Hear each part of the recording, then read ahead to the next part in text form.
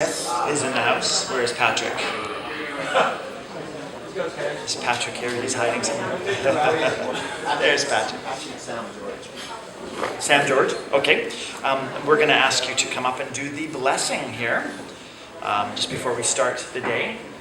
And we're in for a real treat today, so I hope everyone's going to get a chance to get a little something to eat, be fed in the stomach and fed in the mind with a little knowledge today of some amazing information on homeless and health in Canada.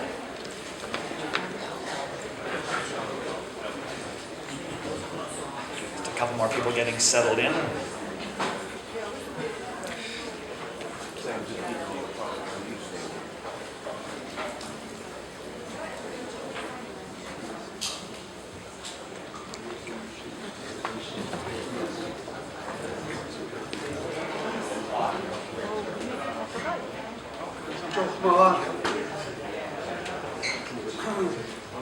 I'd like to welcome each and every one of you here today on this beautiful day.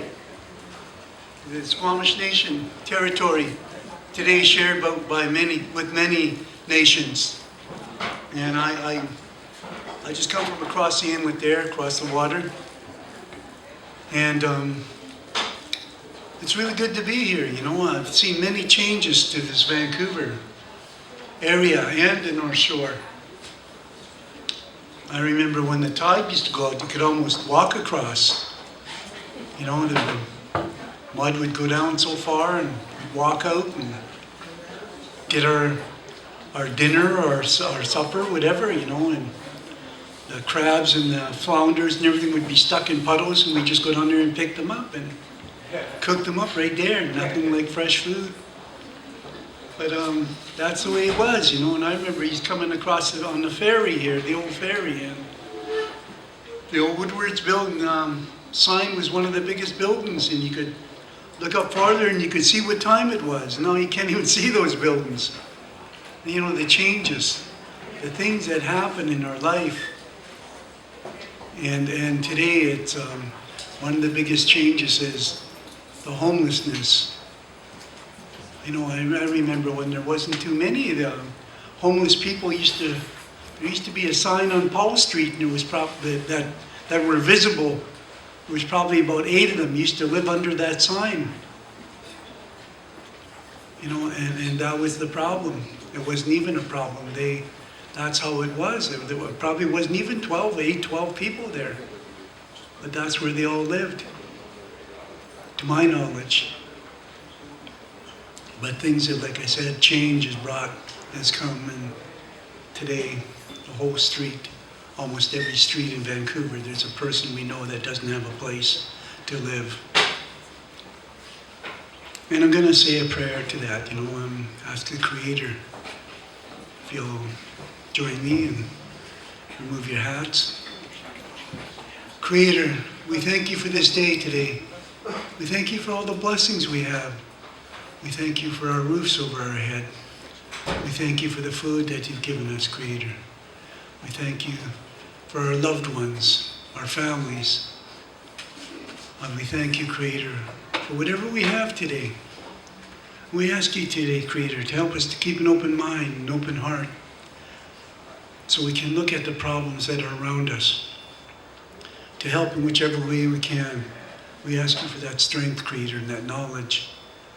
We ask you to bless the people outside, not just in Vancouver, but all over the place. The problem goes right across Canada, right across North America, and probably on the other continents. We ask you, Creator, to help us, those who can help, to help us to do that, to give us that strength and the knowledge to do that. We ask you, Creator, to bless each and every one of them in this room here today, to watch over them, take care of them, and other people such as us who are gathering to help in any way they can to solve the problem. We ask you, Creator, to bless our mayor and our councillors and our chiefs and our councillors, so they have the strength and the wisdom to take care of each and every one of them. Their works are cut out for them. Give them that strength. And the people over in the island there, our government, we ask you, Creator, to bless them. And Ask them to also give them the strength and wisdom to help the people. I was going to sing a song here that comes from a man that I had the honor and the privilege to call Grandpa.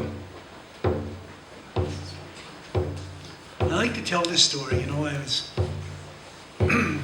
was at the, I think it was the centennial year at Empire Stadium, and he sang this song. And the next day, in the newspaper said, Chief quietens 30,000, 40,000, I don't remember what the number was, people. And I remember sitting there. I was quite young, probably in my 20s, maybe 19, I don't remember. And he was sitting on the porch, sitting out on the bench, and he was making a bow. And I went and sat with him. It was summertime, sitting there, and I just walked up and said, "Hi, Grandpa, good morning." And he said, "Good morning, son." We talked for a little while, and I just sat there, and I wanted to ask him something.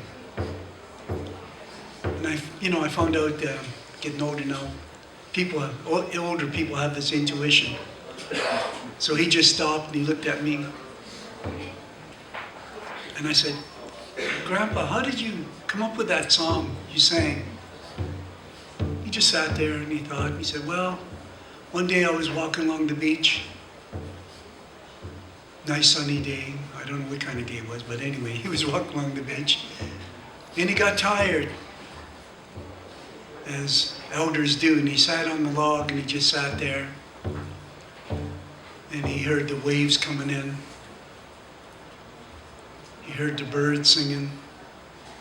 He heard the wind going through the trees, the branches. And he just sat there. That's not the song. And he just sat there. And he listened to Mother Nature. And this is the song that came to him.